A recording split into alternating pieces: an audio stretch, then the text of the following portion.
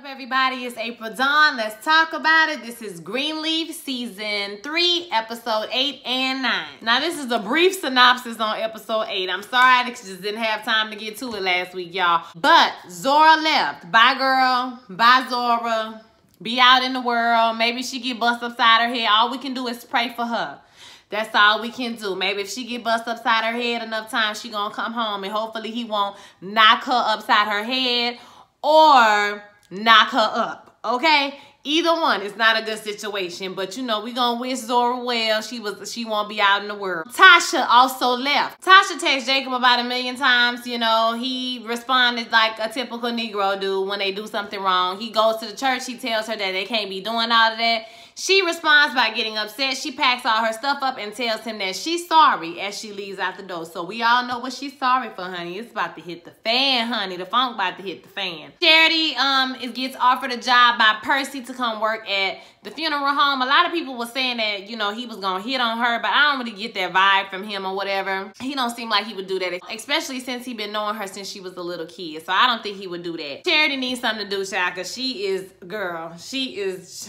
Listen, the case with Cora heats up a little bit. The district attorney comes to Grace and tells her that he is going to reopen her case if she keep on pushing this case forward. You know, let it go. Let her take a plea. I think that's it. That was pretty much it for that episode, y'all. Not a whole lot happened last week. So let's get to this week. It's the Silver Jubilee celebration for Bishop, and he has this commercial playing at the beginning of the episode.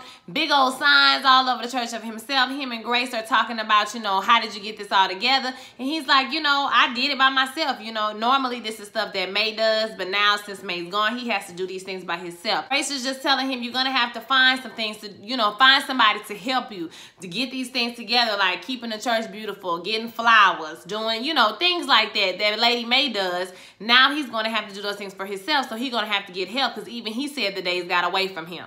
He goes into his office and he sees the secretary. Secretary gives him some divorce papers. So the divorce papers have arrived and he's going to spend the whole episode contemplating over these divorce papers. I liked how we stayed with Bishop for most of this episode. I really thought that was cool that we got to see, you know, everything from his perspective. It was kind of like he was saying goodbye to everybody.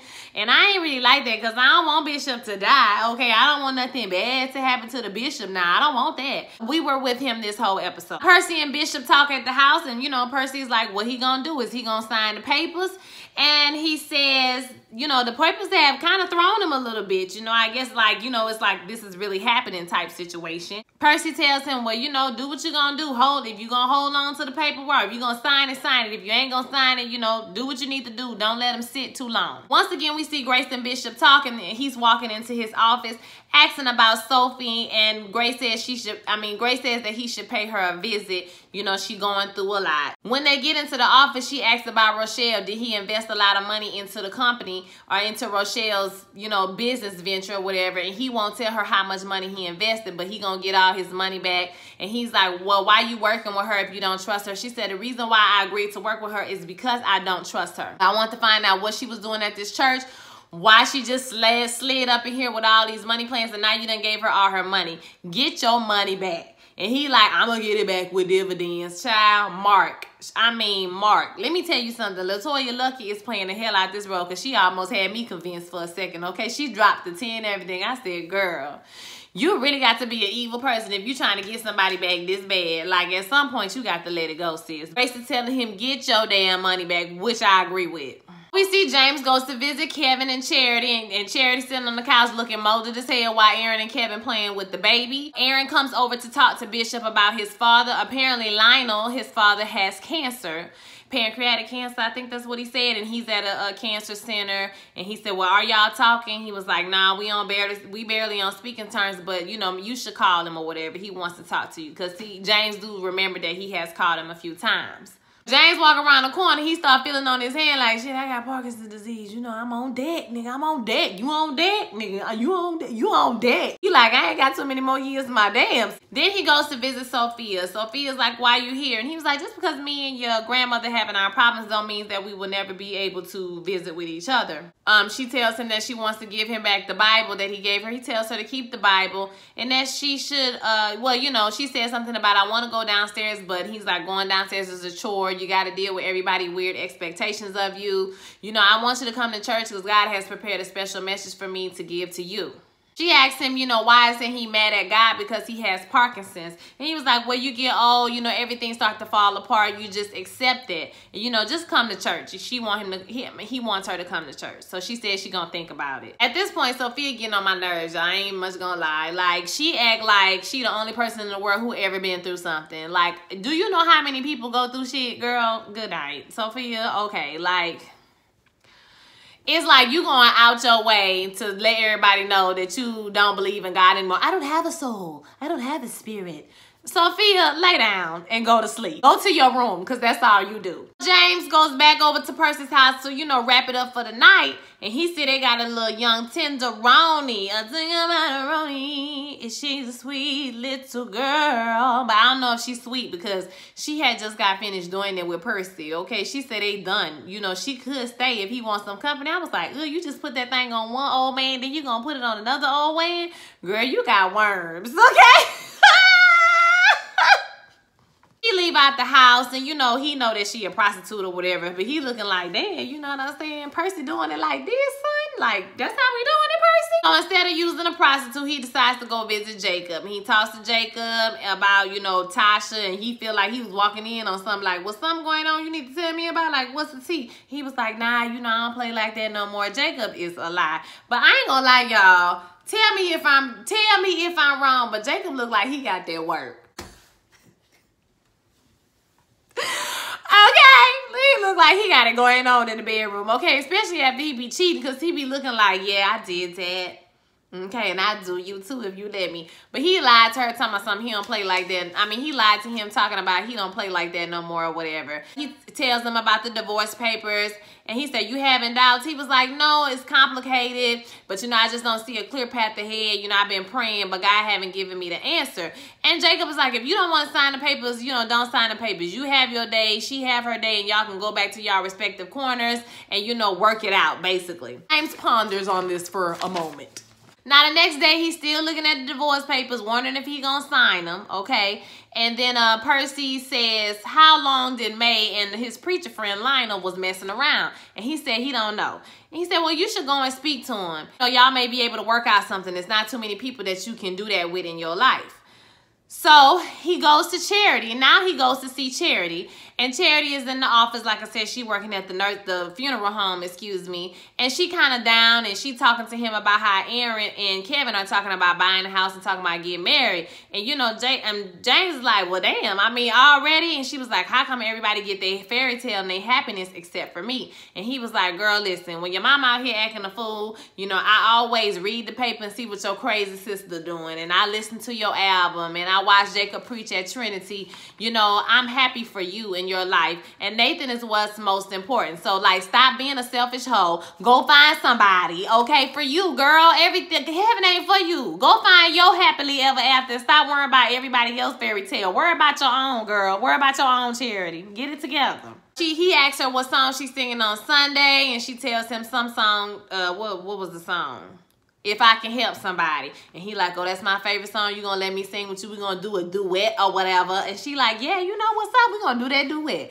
So they flash the Sunday morning at the Silver Jubilee celebration, baby. And they singing their song together. If I Can Help Somebody. I don't know. I just made that up. It's cute or whatever. It was nice to hear the Bishop sing his little song. I said, you better sing, Bishop. Sing, Bishop. So Grace got up there like the actress who plays Grace is so pretty, but she do not convince me in any way, shape, or form that she is a pastor at a church, okay? But she did her best pastor impersonation, and she even throw a little shade about him being too trusting, and she wished that he would, you know, not be that way. But, you know, he had faith in all of them, and, you know, they need to return the faith that they have, and, you know, that he had in them, and they need to return that faith. And I want you to stand up. I want you to stand up and give it up for Bishop. So Bishop comes up there. They don't even show us the sermon, which I thought was weird. Like, I kind of want to see the sermon or whatever, but you know, whatever. So he preached his sermon, and Rochelle is sitting up in the audience. You know, she's just getting her life or whatever. And after it's done, you know, Silver Fox, what's her name? Connie?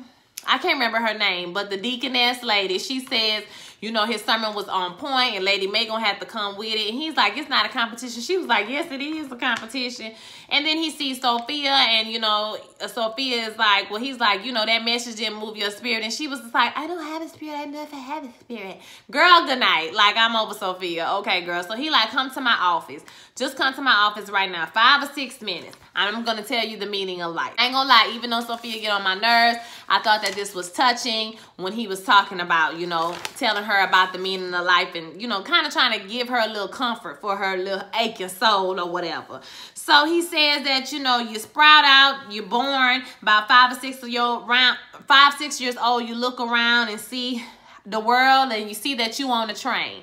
So he says when you get to your age, you start seeing the world and asking questions like, am I on a runaway train? And your parents tell you, no, we won't put you on a train. Well, we don't have control over everything that goes on around you. But she was like, but it's just like that, though. It's just like that. And he was like, exactly. So by the time you want to go to the conductor, you want to talk to the conductor. But by the time you get to the conductor, you mad because you walk by people filled, you walk in through the train filled with angry people, hurting people, sad people. You go to the conductor, you kick in the door, and you see that he have tears in his eyes, and he's telling you, you know, you telling him how can you, you know, help? What can you do? You know, fix this or whatever. And he's telling you, I'm doing the best that I can do. And I need for you to help me by going to tell everybody else, go back into the train and tell everybody else how much I love them, how much I care about them, and how I'm doing the best that I can. If you ever want to talk, you know, come talk to me. But even if you feel like God is not with you, he needs you to be with him. So that was profound to me. That was beautiful. And he says happiness is not the absence of sadness, which is true. And which I think Sophia don't really understand or conceptualize, that just because you are a faithful person, and this is the word for y'all, just because you're a faithful person, just because you do right by people, does not mean that nothing bad will ever happen to you, okay? Like I said, Sophia act like she the only person in the world who anything bad has ever happened to. Yes, I don't want to downplay it, or maybe it's just the actress that's not doing a good job convincing me that she's really this upset. But, you know, people suffer all over the world, yet they get up, okay, and they keep going. So you can't just stay up in your room forever. So she tells her that God needs her. He needs her to help.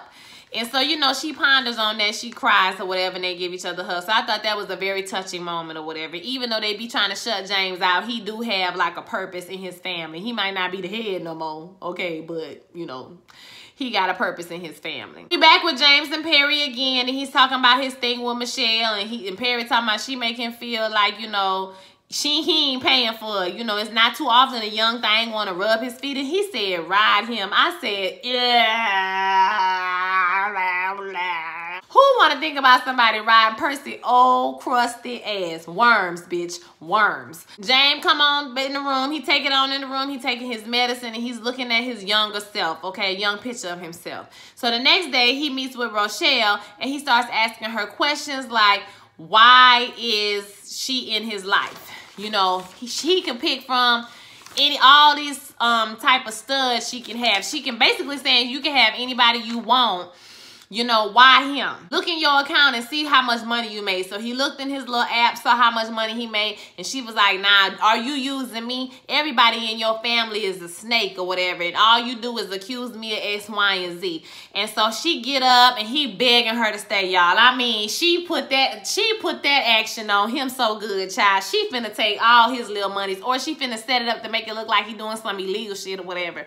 So, I mean, she shed a tear, honey. He like, please don't leave. I never doubt you. I'm like, oh, my God. They are saying Bishop. Why they doing Bishop like this? Okay, I almost feel like, why y'all doing his character like this a little bit? He's straight marked. I mean, unless she going to have a change of heart, which I highly doubt. But I didn't see the preview for next week. I know Basie is back looking crazy. That's all I got from what I saw and read or whatever. So he begs her to stay. He tells her he will never doubt her again. She hugs him. And then we see James going to go see Lionel, and he sees a woman crying in the facility, and he asked her if he could just sit with her for a while. Now she said she not crying because she lost nobody, but she just left her dad, and you know she can't take care of him. She have kids, she have to go to work, so you know she needs somebody who can feed her. And he kind of encourages her and tells her that God is, you know, God wants you to get help. Basically, he see you trying to do the best you can do, and it's okay for you to get help with that. You shouldn't feel guilty about it. And child, he was like, can we pray? And she was like, yes. And he was like, okay, God's blessings be with you always. Amen. I said, what? Never in the history of church have a pastor ever prayed that short, okay? But okay, so he got up and he goes to see Lionel. Lionel is looking broke down, busted and disgusted. He said he just want to say he's sorry about what he did. And, you know, James tells him, you know, what broke Jesus' heart was a betrayal from his friend. But he tells him that he forgives him because it's the last time they're going to see each other in the earthly realm, okay? He didn't say that, but I just wanted to say that for church emphasis. In the earthly realm. This is the last time we're going to see each other in the earthly realm. So he forgives him. So I felt good about that too. Now back on at the office, he finally decides to sign these divorce papers. He puts them in the envelope. He walks over to Lady Mae office himself and he gives them to her. And she asks, why did he sign the papers? And he says, because he knows that he has no right to this marriage and maybe he never did. Now I'm sure Bishop want his marriage, but I mean, hell, you can't be the only person that's fighting for your marriage. And May took them papers and signed them hoes fast as hell. He was looking at her like, damn, bitch, you ain't even gonna think about it? She looked like she was happy and relieved, girl, to wash that man right out of her life. Y'all remember that commercial? Washed him right out of your life, honey. And so she had a little smirk on her face. And I was like, damn, May, like, damn, girl, for real? But I don't think the paper's gonna make it back to the lawyer, honey. Even I was just like, damn, y'all did it for real, dang.